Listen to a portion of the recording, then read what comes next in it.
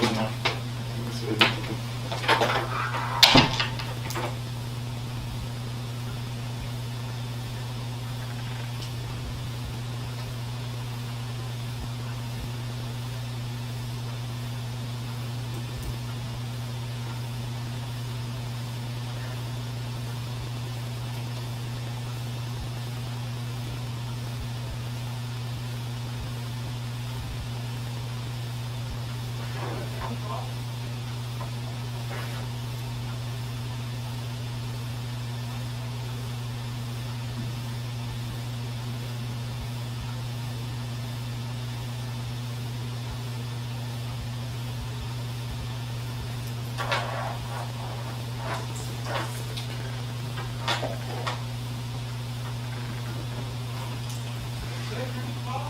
Hello? Hello? Testing, testing. Testing, testing. Ready to go? Tuesday, 2 o'clock, 2:05. Ready to go? Testing, testing.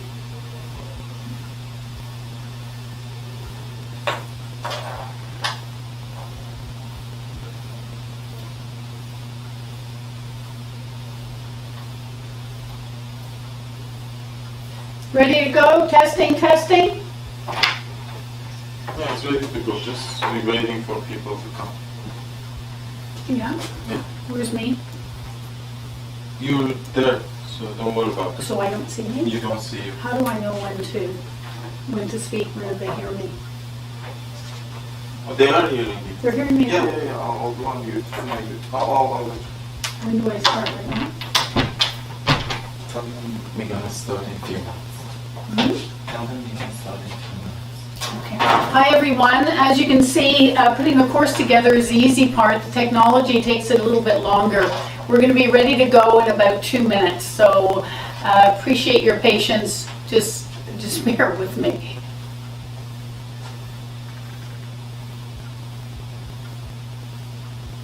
Just bear with me.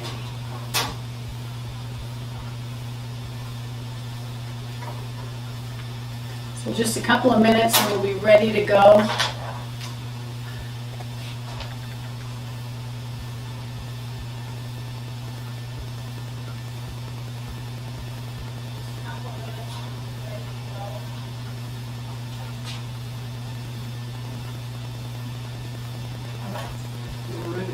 Ready? I can start? No, with, 5 people are watching. You want more people? well, okay, so we only have, we're just gonna wait a couple of more minutes because we did have a change in the link and we're just waiting for a few more people to log on. So just hold your horses for a few minutes. I talked to the camera, okay, sorry. I've got a team.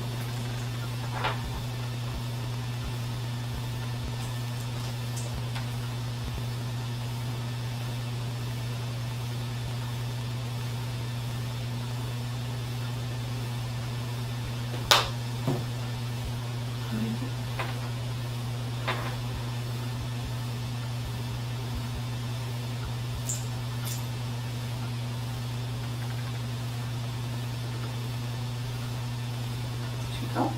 5 people sit.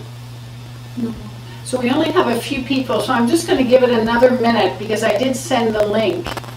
So just give everybody another minute to see what's gone on.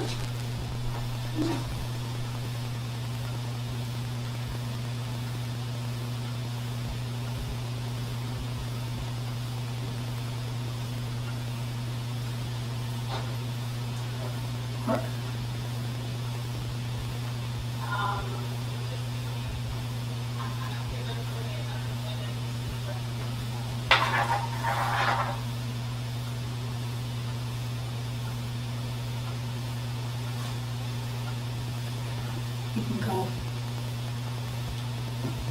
5 watching now.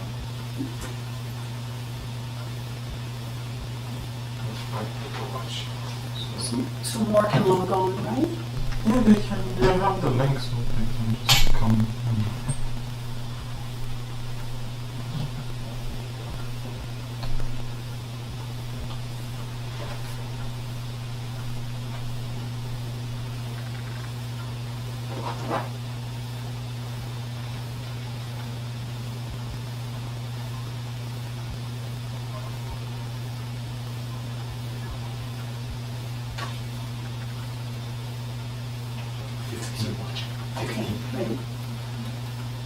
Okay, 30 more seconds. We see more people logging on, rolling with our changes, so just bear with me for a moment.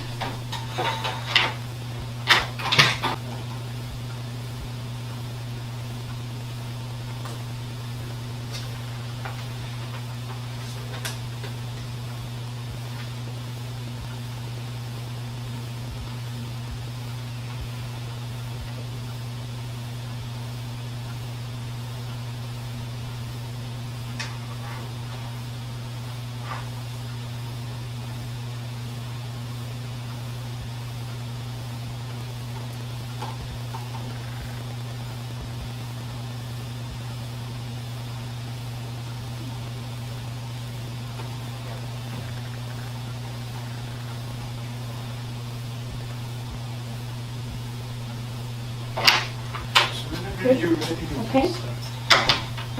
All right. Okay, so hello. Sorry about that. I really do appreciate your patience and rolling with the changes. So a little bit of a delay, deadline driven a bit here.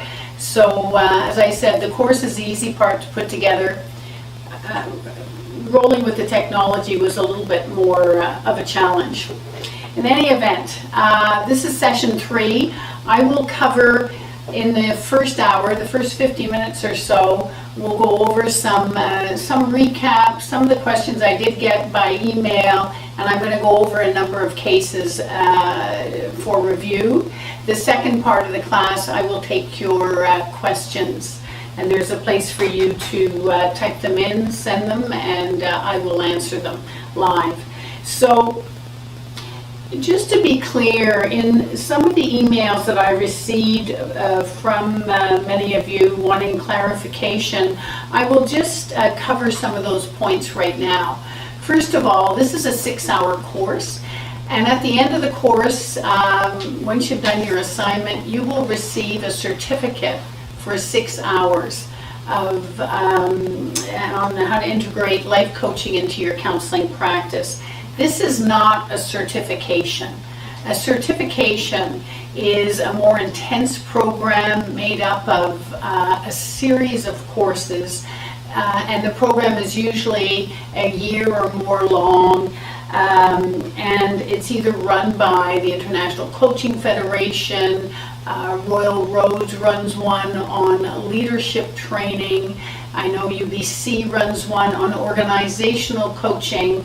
I meant Royal Roads on leadership coaching.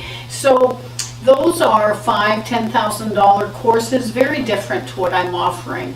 And whether you're taking a leadership coaching course, one would assume that you would have some leadership background prior to taking the course. So what I'm doing is I've given you information to highlight that you can transfer your skills. We have a lot of the skills to work with the clients that you do work with now and others who want more of life coaching, more self-fulfillment in their life, more doing, reaching their goals, being the best version of themselves. So I just wanted I wanted to clarify that. Again, to reiterate the goal that this course is an added tool for you to help you stretch professionally. And I know I also received a question about, it appeared that many of my clients were high-income clients, as opposed to those who are not high income. I do have professionals and entrepreneurs in my practice. I also work with people who, are using their benefits to pay for the sessions. And they're coming in for counseling. They may be coming in to stretch a little bit, right? To move forward, to get into the starting gates, really, or to start their journey on their yellow brick road. So some come for immediate help to move forward from where they are. Some for longer term. Some may do a piece of intense work and then check in with me monthly or every few months after that. So the key here, the information that you receive, is to make sure you stay in your lane and you know how to stretch. All right, so let me just move to the next slide. There. So integrate life coaching into your counseling practice. The operative word here is integrate, right? It's about adding life coaching into your counseling practice. It's not one or the other. And as I said earlier in the course, counseling has gotten a bad rap.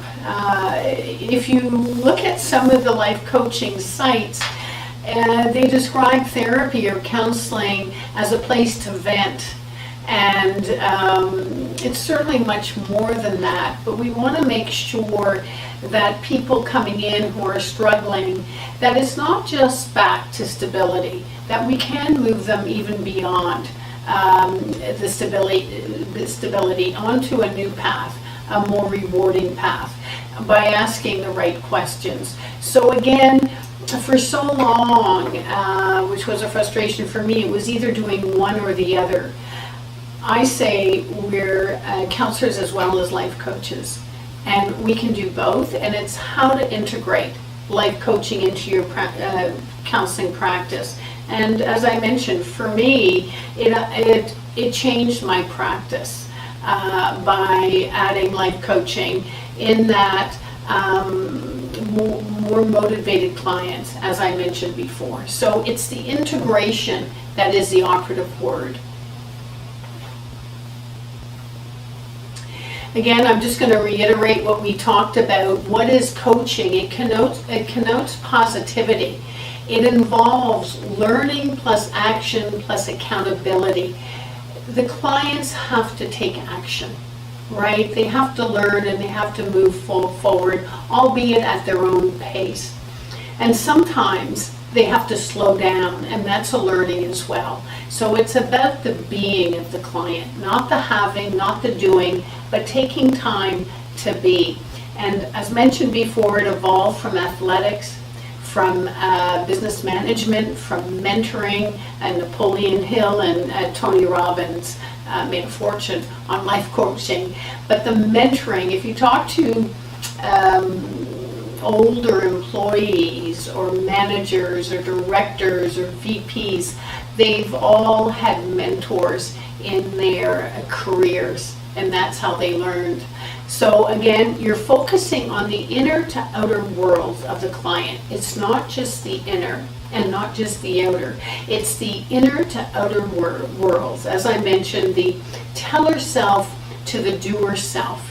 And that's usually where people lose their confidence, right? They may know how to do it. They've done it many times.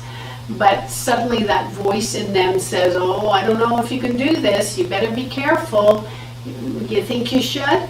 So that's the doubter self, right? That comes in. So we want the messages from the inner self to the outer self to be aligned. And that's where we challenge our clients with the tougher questions, digging deeper.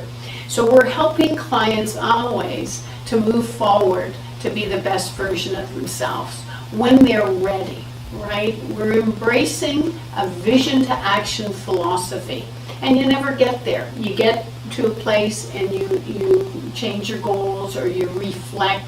A great word is praxis. I don't have it written down, but that's P as in Paul, Praxis, praxis. It's actually it comes from theology, and it means to reflect plus take action.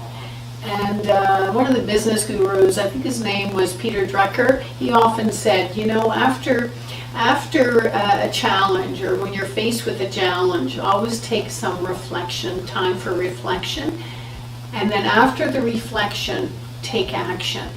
I find sometimes with clients, or in the past, many would reflect but not take action. So you might reflect, or clients maybe reflect and have many issues that are not working with them, but to come forward, take action on one. What's one thing you can do to change? So this also comes from the field of business. So the word again is praxis, and it means to reflect plus take action. Again, as mentioned, our brains are wired to be inspired, and they need to exercise innovative thinking. However, they cannot be inspired 24/7. They can't be working 24/7. We need to give our brains a break, if you will, and make sure we have the rewards set up, that we, whether it's a yoga class, an art class, playing some music, that's so important to reduce any inflammation in our brains and to keep them healthy. So, burnout or exhaustion does not lead to creativity and good productivity.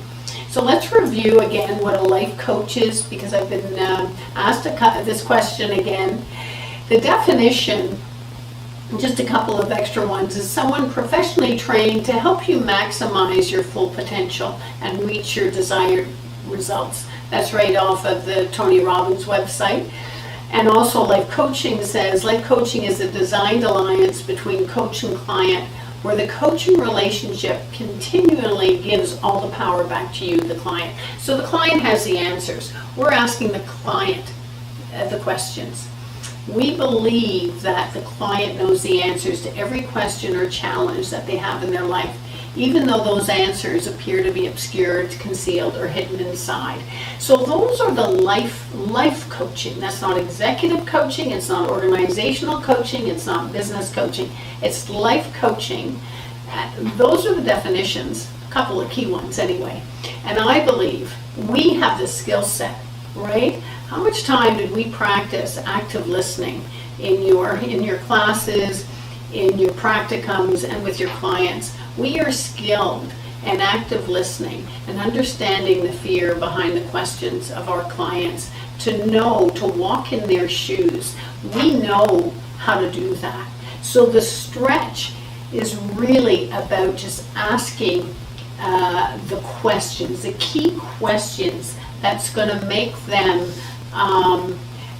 look a bit deeper into what's challenging them and what they want out of life. So I cannot emphasize that enough. Sorry, get that. Okay, so again, a reflection here, just a recap. Why do clients come to coaching?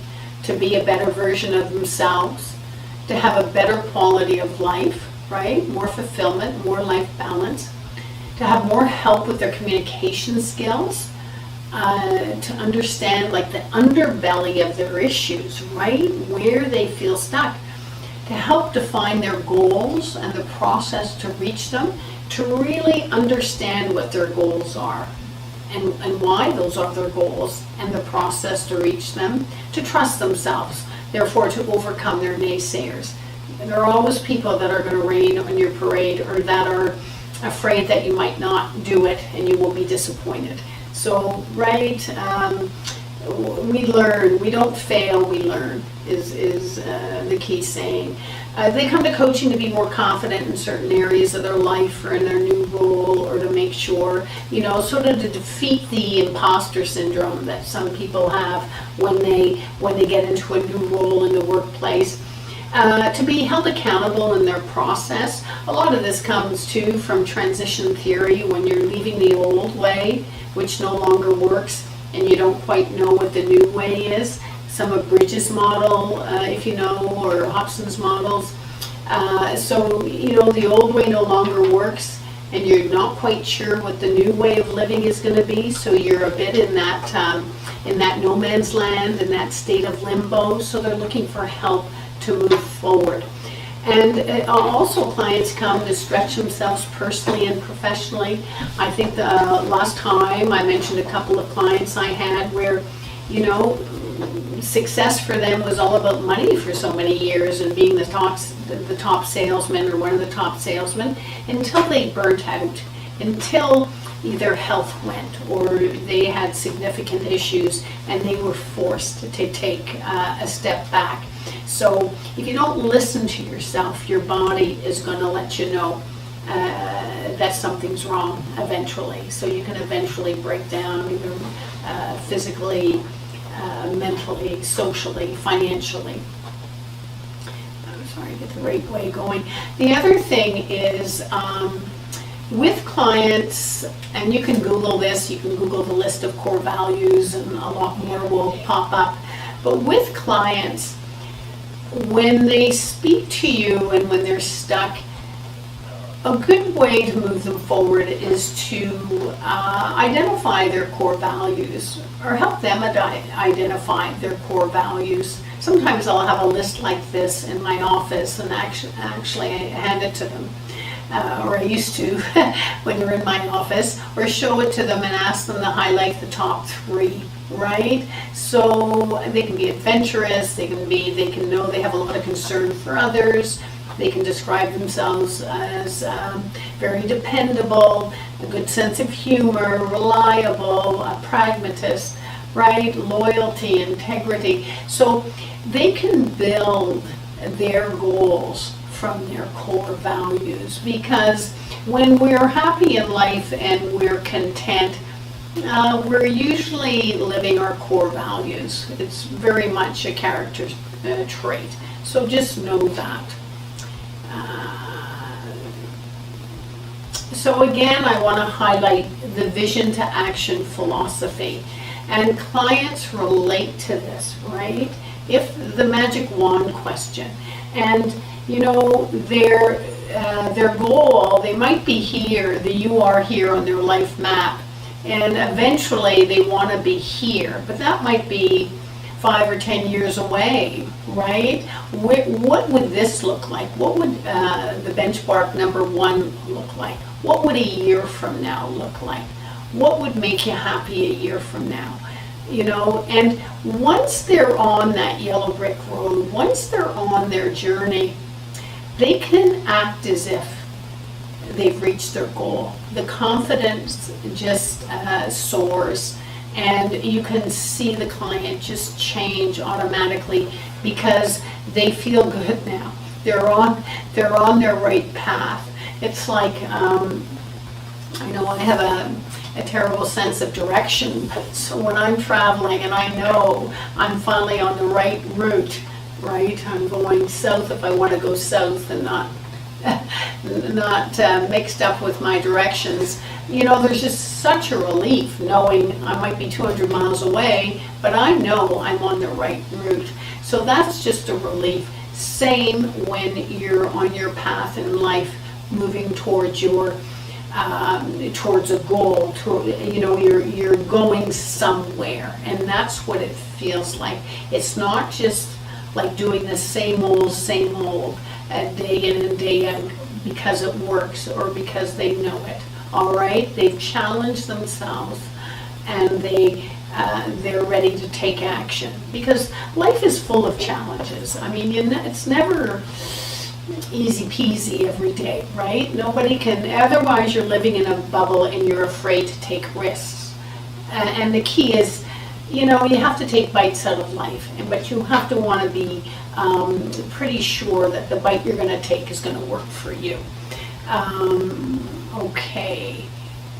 So the power behind good questions. So really, when you think of the questions that I put forward, we're really talking about Socrates and way back, so many, I forget, 400 BC, I think. So the Socratic method is the highest form of human excellence. The highest form of human excellence is to question oneself and to question others, right? That's the only way you get to know yourself, is to question. And as counselors and life coaches, when a client comes in who is motivated, they're ready to answer the tough questions. You just see the wheels turn, and they reflect, and they feel safe and non-judgmental, and they know that you're there for them. So it's the highest honor we can give anyone, is to listen to them 100% in the moment. And if you can listen as well as ask key questions, power questions, to help them uncover what they really want in life, then that's the best gift you can give anyone. Right? So that's very much what Socrates did, right? It was tapping into each being and letting them answer for themselves. Okay, so the power behind good questions, they're open-ended, right? They cause us to think more deeply. So you're going to that underbelly, right to their core, and you're digging deeper till you hit it, right? Because the presenting issue is usually an issue. It's usually the tipping point that they come in with, but it's not always the issue. We've mentioned that, the why now, and then you do the assessment, and then you get a sense of what's working and what's not working in this person's life. So, the questions motivate clients to act on their ideas. Remember, they come in a lot motivated. They don't want to be their label if they've been depressed or overwhelmed, or, as I mentioned in the cases before, burnt out. They don't want to live their label. They're motivated to change.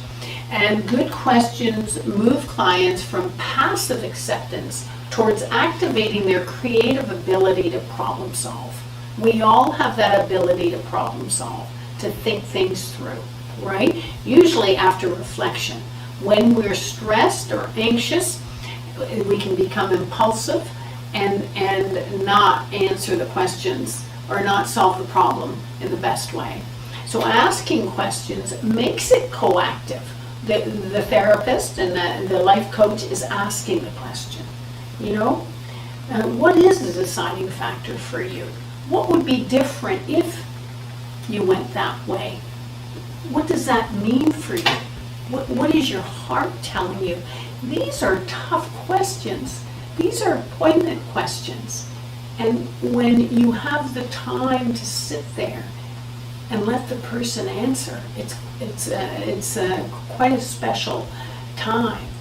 So asking questions make it a coactive relationship, and as I've said before, good questions trump easy answers. And the I don't know answer means the head's in the sand, I don't want to look, and so the best counter question is, well, what if you did know? And then it's like you've just opened the valve, and then they will tell you. So let's look at some cases here. So I use the genogram. It's how I've always done supervision. So I'll just tell you, my client is Cindy here, 26 years old. She called in because it was just probably 8 to 10 months into the COVID pandemic. She's working from home. She's a product manager for a company and leads a team. And she called in because, or she sent me an email really, that she was not happy in her work. She was not happy in her work, and she was thinking of moving to another position during this time, and wanted some help in looking for and assessing what she should do to look into another position. So as I said before, I do career counseling from a whole life approach. Right? I'm not a recruiter. I don't know all the jobs that are out there.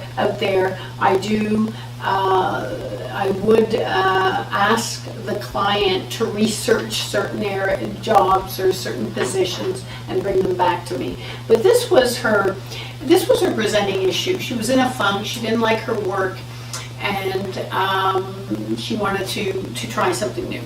So I'm going to hold that. Let me tell you about her family. So her parents are Chinese, so she's from China. She came here when she was 6 years old. Her father's 54. He's a software engineer. The mother's 53. She's an accountant. The marriage has been rocky. They were always yelling back and forth. Her mother, the grandmother, who's in China, so the mother, the 53-year-old, told Cindy that her mother was always alone and very neglected and neglected the kids. So simply put, not a happy childhood. So the parents came over about 20 years ago when Cindy was 6. Now they have 2 children. They have Cindy, who's 26, and they have Susie, who's 10. So what's interesting here is that Cindy was put into piano lessons, private swimming lessons. She was in private school. So everything was school, it was homework, it was going to your piano lesson or the teacher coming to the house and then going for the private lessons. It was everything alone, right? Not group activities. Cindy's mom was, when stress would mount, so as I said, both of them worked, was physically abusive with Cindy when she was about 11, 12, 13, somewhere around there, grade 6, 7, 8, to the point where it was reported to the ministry. And they did end up with family counseling, and she said what Cindy reported was like her mother shook her a couple of times, and it was reported to family counseling to the point where the mother did stop being physically abusive. Very important messages. The message from the father was it's really important to be smart. So get good grades and be smart. That's how you're going to achieve in life. The message from the mother was it's very important to work hard, so work, right? You don't play, do your homework, right? Do your homework. There'd be extra courses on the weekend, classes, whether it was Kumon or Chinese lessons, or during the summer, there was always extra summer school. So when little Susie was born, Cindy was 16. And Cindy had an incredible influence on her parents to put Susie, I think she's also in private school, but to put her in soccer classes, or to join soccer clubs. So she played soccer games on the weekend, and they stood out in the rain and watched her kick the ball. And Cindy almost parented the parents to make little Susie do that, or in ballet classes, or the Friday night skate, whatever, where there were more friends, more girls around, because clearly, these are 2 only children. I think it's 7 years where you can consider the difference in siblings to be like only children. So that was very interesting. As I look at Cindy when she called in, so she does have a degree in commerce from UBC. She lives, parents are in Vancouver, but she rents with 3 girlfriends. I think she rents a house in Vancouver with 3 girlfriends. So she's got people around, and she was a project manager. So what happens when I did the assessment and looking at why she didn't like her job or what wasn't working, and then, as I said, this is about 8 months into COVID, Cindy's life wasn't working, right? She was working from home, so they weren't going downtown, and you're looking at 4 walls. She was project manager, so she had a couple of meetings a week that she had to be on Zoom for with her team, right? It might have been 9:30 or 10 o'clock meetings, let's say Tuesday, Thursday, and she was always on for those, and she would delegate to the team. The rest of the time, excuse me, she had to get her work done, and it would be, and it just had to be, email to, or they had projects and documents on, so she had to be up to date, and she was dealing with clients. But as she said, she was deadline driven. So, if something was due Friday morning, she'd be up all Thursday night to get it done. So there was no routine. And where before COVID she would go to the gym to a workout class, that all stopped. And she didn't like the online thing. It was hard to follow with the other roommates. etc. So what happened was she had no routine. She was up in the morning for the classes when she had to be. She would sleep in. So she was in a real funk, right? Her bubble was her parents, but she didn't want to go over there too often. So she was in a funk, not getting things done. And my question to her was, how is she going to pull it together to interview and go to another company? And her answer was, she says, I always ace the interviews. So this is a private school young woman who is very smart, degree in commerce, always at the top of her class, and who really fessed up and said, you know, Claire, I can ace the interview. So she had no problem, you know, faking it, if you will, or making sure, doing the sales job until she got the point. And I said, well, is that fair? Is that who you are? That you would only win the interview and then slack off? And she looked at me and she says, no, it's not who I want to be.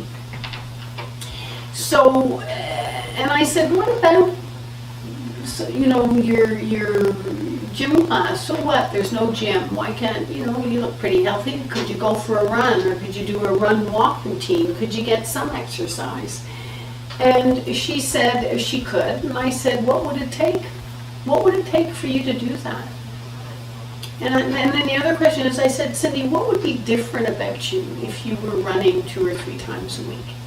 And her answer would be, I'd feel better about myself. And then I'd say, well, what would be different about you if you were on top of your work, and maybe that you initiated things too, right? That you didn't just do what you had to do. Maybe you initiated a job, or you delegated more to your team. What would be different? And her answer was interesting. She said, you know what?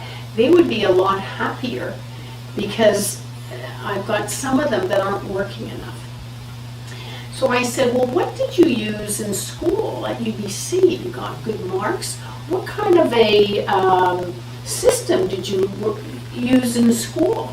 She says, oh, I used Post-it notes in different colors, and I labeled them, and things that had to get done got done, and the things that were you know, due this week were one color, or they moved up the ladder, and the other way she, you know, things that were not as important went lower down, etc.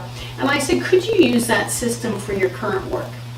And she said she could. And I said, what would be different if you were on top of things?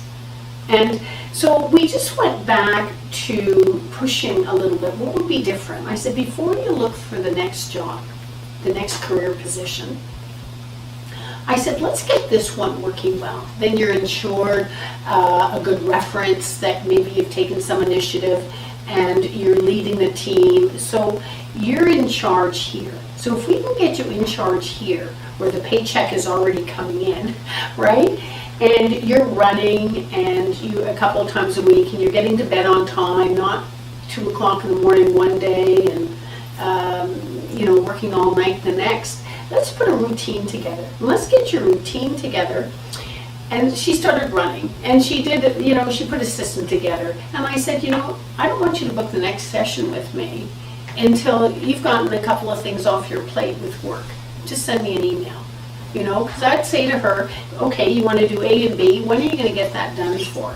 Will you have it done by Thursday? Send me an email if it was done. And sure enough, she now had accountability that she had to get to me. So she sent me the email that she ran, she sent me an email that her work was working, that she got it done, right? And then she felt better, she delegated more.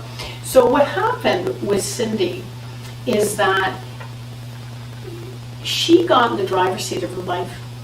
She was in charge, she had a reason to get out of bed in the morning.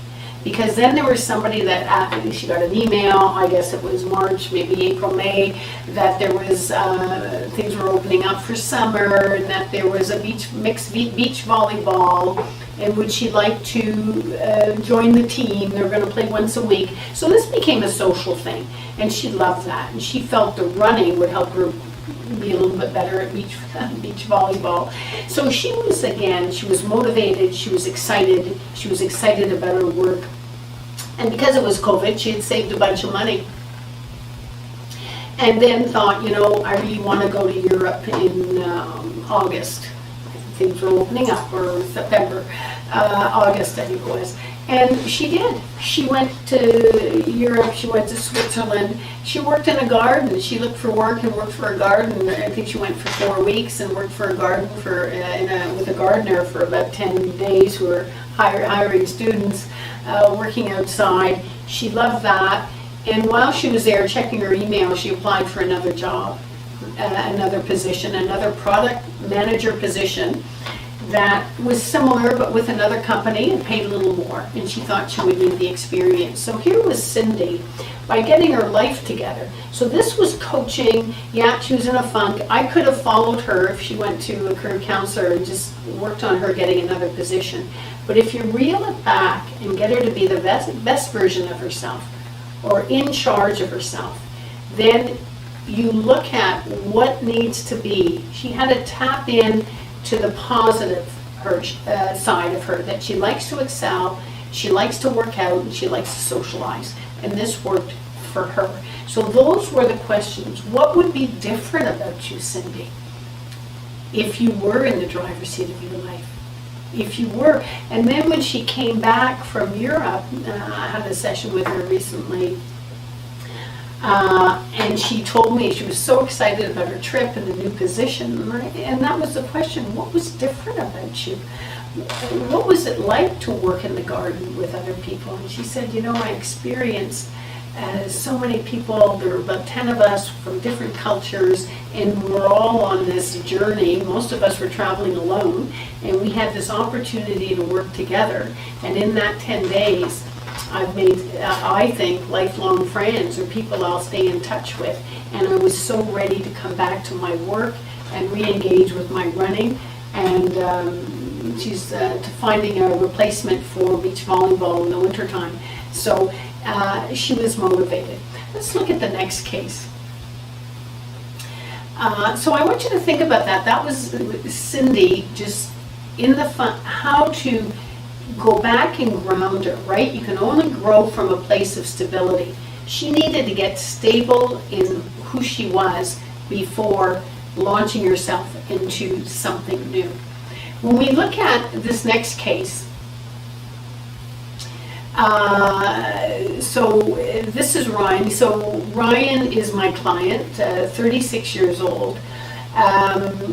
He's in Vancouver. I'm in Vancouver. So his parents were from Kingston, Ontario. His dad's 66, project manager in construction. Mom is 62, elementary school teacher at the beginning, and in the last 10 years, she moved into being a financial advisor. They're practicing Catholics, so the parents are, the mother is. She became a financial advisor and actually has been a big influence on Ryan in managing his money. So Ryan came into me, he actually sent me an email feeling really low, overwhelmed, almost a desperation, and I returned the email. I could not get him in for like 4 weeks, 4 or 5 weeks. And I was concerned because the email, he was concerned. So I suggested 2 other counselors, and I gave him the names of 2 other counselors in the area that he could reach out to. And he replied, vote of confidence is nice. And he said, I want to work with you. I'll wait the 4 or 5 weeks. Right, that's a nice vote of confidence. So I got him in. But when he came in, this is interesting. So he came in 4 or 5 weeks, clean shaven, nice guy, comes in, and what he says to me is, I want you to know, after I made the phone call with you, I went off weed. I was smoking weed every day, and it increased during COVID. I've been off of it for 4 weeks. And he said, I've resumed indoor rock climbing. I was doing it once a week, and now I'm doing it twice a week. and I've been doing that for the last 4 weeks. So what you have here is Ryan, like, once he made the appointment, once he called me, reached out, and he made the appointment, and it was a referral. He knew someone who had seen me, and he comes in motivated. So he's in, when you think of the stages of change, he's come in, I think it's pre-contemplation, he is ready to take action, because he's already taken action, right?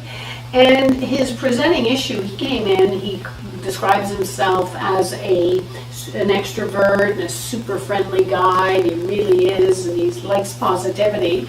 But what happened is he went out 25 days in a row socializing. I don't think any extrovert can do that, and it was because some friends from back east were in town, his mom was in town, I think his parents were in town, his sister came at a different time in town, his brother was also, everybody wanted to see the new baby or the new kids. He had a baby, that's one. So the brother has 2 young children. So it was go, go, go, go, go. Plus he works. So prior to COVID, he had started 2 years earlier with the, full support of his wife, who is Belinda, 35. She's a city employee, so she works full-time, has benefits. They've been together 14 years, married for 3. She's a homebody, he describes her, and only activity is walks, likes to walk the dog, and says she's pretty tired at the end of the day. So he is up early, so twice a week rock climbing. He had, prior to COVID, for a couple of years, he had an outdoor recreation company that he started. So it was kayaking and rock climbing and equipment, and sends it all over. When COVID hit, that went dead, right? He just could not survive, so he was climbing and everything stopped. So fortunately, he was able to get back to his IT position. He's also a computer engineer. His IT position with the company that he was with prior, who really liked him and thought he was a good worker, but he doesn't like the job. He wants to run his own show. So that was Ryan. So he comes in, so he explains what goes on, and I explained to him that was just way too much, and looked at his day. His day starts, he's up early, he either walks the dog and goes rock climbing, he comes back, he works from home, Belinda goes to work. After dinner, he's on his side hustle, the kayaking business, and fulfilling some orders, right? Or looking at how to get back in the game and build it up again. So he's working, he's go, go, go all the time. And what's interesting is that I tried to say, what would be different if I could give you a pocket of time, a 3-hour pocket of time, and you couldn't do your work and you couldn't rock climb, what would you do? And he said, I'd either start yoga, I'd go to a yoga class, or I would cook in the kitchen. Not rushing, just do my own cooking. So very creative, he would slow right down. So we looked at that, what would be different? And he started that, so he started unwinding a little bit. He also, for recreation, he meets his friends, I think a day a week at the pub during the week, and just says he has a beer or two, and that, Belinda's good with that, and on the weekends they might socialize. So the other thing, so he was calming down, and then the next session, it was the second one, he was saying to me that he was on his company offered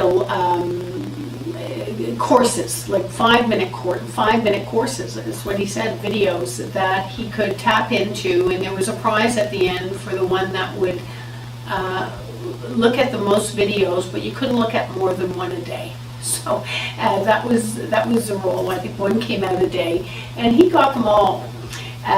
He said he did it for 5 minutes every morning, and he learned something from it.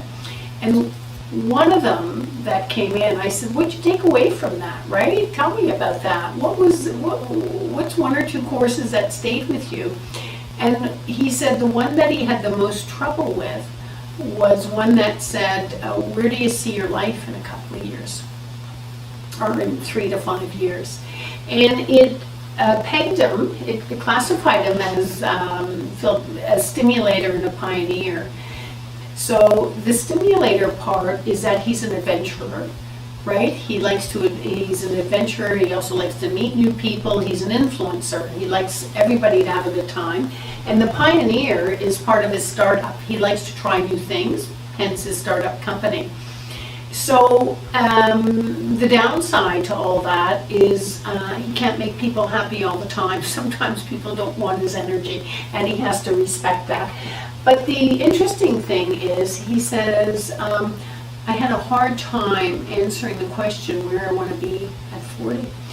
And when I asked, well, tell me about that. What's different? Like, what are you in, 36, 35? What's the plan? I said, are you planning to have children? What's... And he says, well, we sort of are. If it happens, it happens. And I said, what does that mean? If it happens, it happens, right? How badly? So then he went on to talk about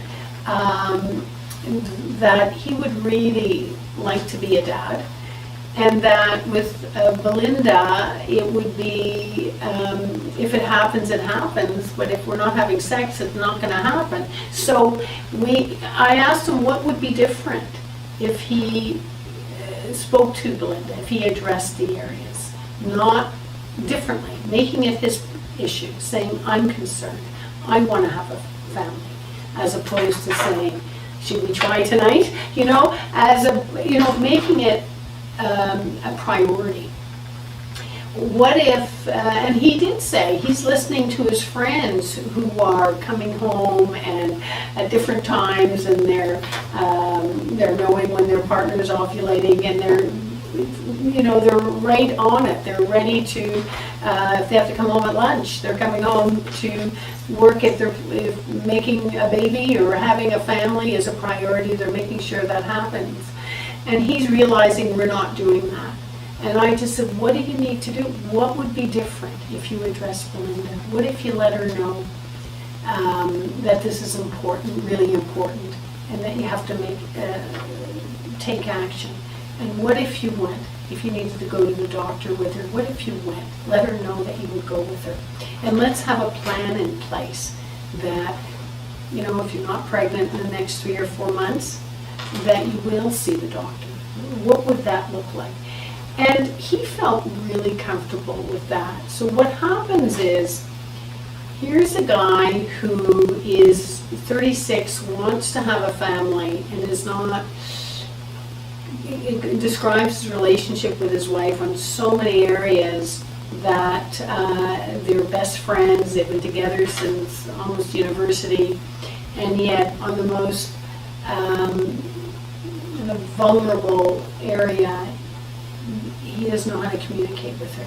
And she's a little she's not ready to come in for counseling, probably very guarded and on the fence, but this is something where he needs to have the conversation with her. So we would go over what he could say, and he was comfortable. Like, it's just a shift, as opposed to just saying that, if it happens, it happens. No, that's not the right way to look at this if we're going to make it a priority. What do we need to do to give us the best chance to have a baby, that we're both on this track? So those are the questions. So you dig deep to get to the answer. And so his homework is to go back with the script of communicating with Belinda and not saying, hey, what's wrong, but I'm feeling this tension and we need to put it on the table. Let's talk about it, right? So, and that's coaching, that's guiding them on Ryan on his next step. Let's look at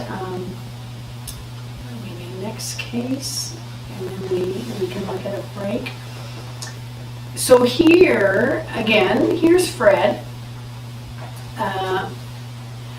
Fred is 61. He came in. He is a commercial realtor, and something similar to a case I presented last time. So his mother is in Summerland, and that's significant.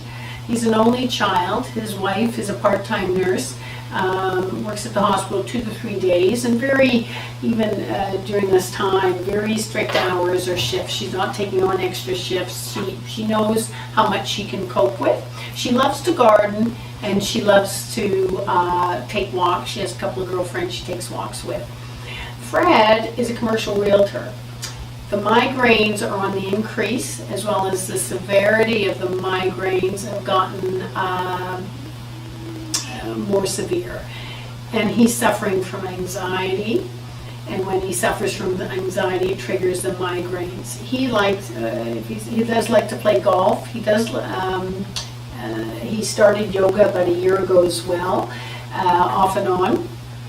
He has one son partnered at U of T in grad school, and he has another son finishing up at UBC who's living at home. So what Fred came in with the migraines, a commercial realtor, so again, nice lifestyle. What came out of this is, how are you working differently today, Fred, than you did 10 or 20 years ago? And the answer was, he isn't. He's on his phone first thing in the morning. He will drive home in traffic. He will answer every call. If somebody says, I need it now, he wants to deliver it. It's almost like he's hungry. He's a young, hungry commercial realtor, if you will, afraid to lose the deal, as opposed to seeing that he's a senior commercial realtor with a reputation that he might be able to say, you know, so-and-so, I'd love to get your listing, but I'm not going to be able to work on it until next week or next month, and that should be good. To trust his confidence, and if he loses one, you know, he won't lose them all, because he does have the reputation. So how we work, how he's going to work in his 60s is not how you worked in your 30s. You've got to learn to pace yourself differently, and you have to learn that what is it about your work that you love? So that would be another question. Fred, what is it about the work that you love, and what would you love to let go of? What could you delegate? So what you're doing for Fred, more than money, is time. That he is able to get more time and pace himself. So he looked at doing things differently, carving out time for, you know, his yoga. We got him back doing it. I said, what's different when you do yoga, Fred? He says, I feel calmer and I sleep better. I said, so what would it take for you to do yoga at least twice a week? And if it's going to help you sleep better and make you calmer. And what do you need to do? This was pre-COVID or the hybrid model, office and work. What if you didn't go in during traffic? What if you went in to work, if you had to go into the office? What would be different if you went in after the traffic after the traffic dropped, to calmer roads, if you will? And he said it would be so much easier. I'd get upset in the traffic. So we looked at, and what if you came home earlier, like at 3 o'clock, and maybe a couple of times you came home at 7, you know, if you went in later, that you were eliminating the traffic, what would be different? And the difference is, he talks about the calmness and not, the anxiety almost comes before he goes into the car. And having too much on his plate. What if you controlled how many deals you worked on? What if you delegated? So it's looking at doing his work differently. And the other piece he said is, my wife wants me to retire in a few years, to plan it, and says she wants me to do woodworking in the garage or set up a woodworking shop. I said, you woodwork? He says, no. I said, does that interest you? He says, not a bit. So I said, well, maybe you need to let her know that's not how you're going to do your retirement, and that maybe you have to think about what you want to do. And he said, I really want to stop work. I'd like to keep my hand in it. And I said, what would that mean to keep your hand in it? Would that mean 40-hour weeks, or would you want to do 20-hour weeks? And what is Summerland? He said, my mother is still in Summerland. It's a nice getaway. I go there to visit my mother for a weekend on my own, and she lets me be. I can work a little bit, I can take her out for dinner, I can walk around. So he walk around and enjoy the nature with no pressure. So these two have to have a discussion on what retirement would look like. He needs to cut back on his work. And again, they come in when the migraines, when the health issues hit. And the realization that, yeah, you look good and you don't feel 61, but reality is you are 61. So how are you going to do it differently? You know, the numbers don't lie. And that's where you move forward. You can always stay, you can rewire and not retire. I mean, if he works 10 or 12 hours a week, he's got so much energy, information, that would be important to him. So again, we're asking the question, what would be the deciding factor for you? What is it that you need? And what is it that, you know, what your wife wants for you may not be what you want. So it's important to let her know what you need. And there might be a husband and wife thing together. All right? So again, we're looking at the motivation to shift. This one here I'm going to go over quickly. This was a young woman who came in to see me, or called me, and I think it was a Zoom session. 44 years old, Sylvia, married to Ben, who's 36, and they have one daughter, 3. So here's a woman who's come in, and right from the initial conversation is that she's not happy. Not only is she not happy in her marriage, she doesn't feel safe. He became abusive, I think, right after the daughter was born, shook her, and after that it's mostly verbal abuse, it's psychological abuse. He drinks too much at times. Not in front of the daughter, so when he's around the daughter, takes her to the park, he's a wonderful dad. But towards Sylvia, he complains and has become more and more demeaning towards her. So when she came in, she was gone, emotionally gone, but called me because she had no idea how she could leave him. So you assess for safety, you assess what her intentions are. She was not interested in any couples counseling, or she wanted out and didn't know how to do it. And there wasn't a lot of money here. Both of them, she worked 3.5 days, and he was a financial analyst but didn't earn a lot. And they had a condo with a huge mortgage. So what I did with Sylvia is I said, first of all, you need to know your rights. So I would suggest the website for her. I'm in Vancouver, so BC Family Law. And I said, read that. And then I had names of about 3 lawyers for her. And what I said to her was, you know, you can oftentimes, you'll get a half an hour of the lawyer's free time. So no, it's a way of going in and figuring out who works well with you. But to put your life history from the time you met Ben till now on paper, facts only, no emotion. Lawyers don't want emotion. And so we started the process of doing that, for her to meet with lawyers. So she had homework every time. So she didn't need to see me a little bit to talk. I think the first 3 or 4 sessions, she wanted to see me over a 2-month period, and then she took action, and she had a plan, and the lawyers were helpful in helping her get to safety and how this would work out. And yeah, long story short, bit by bit, you take her on that yellow brick road. And it's about a year later now, so they're co-parenting. I think she's going to buy the condo off of Ben.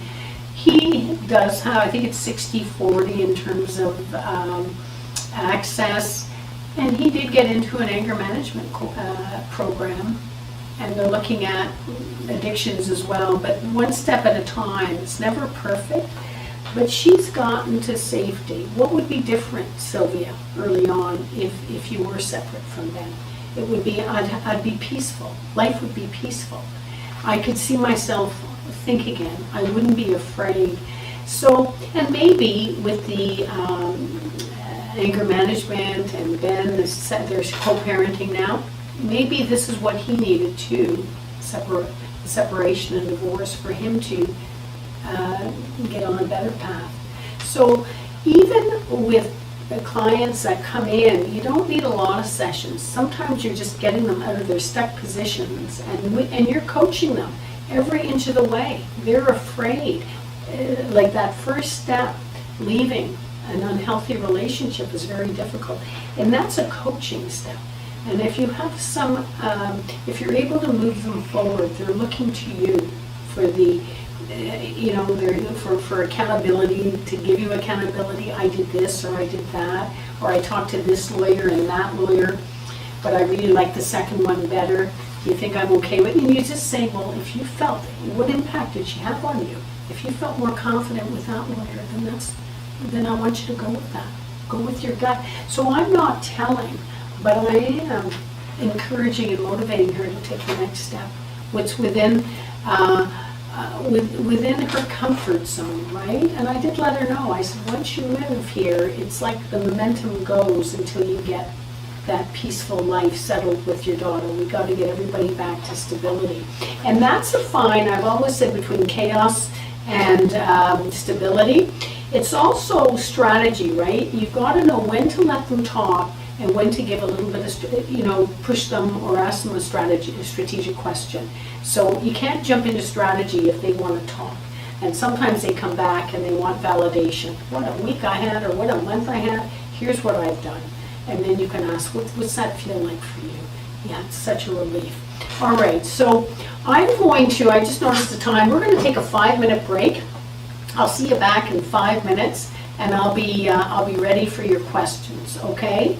So I'll see you then.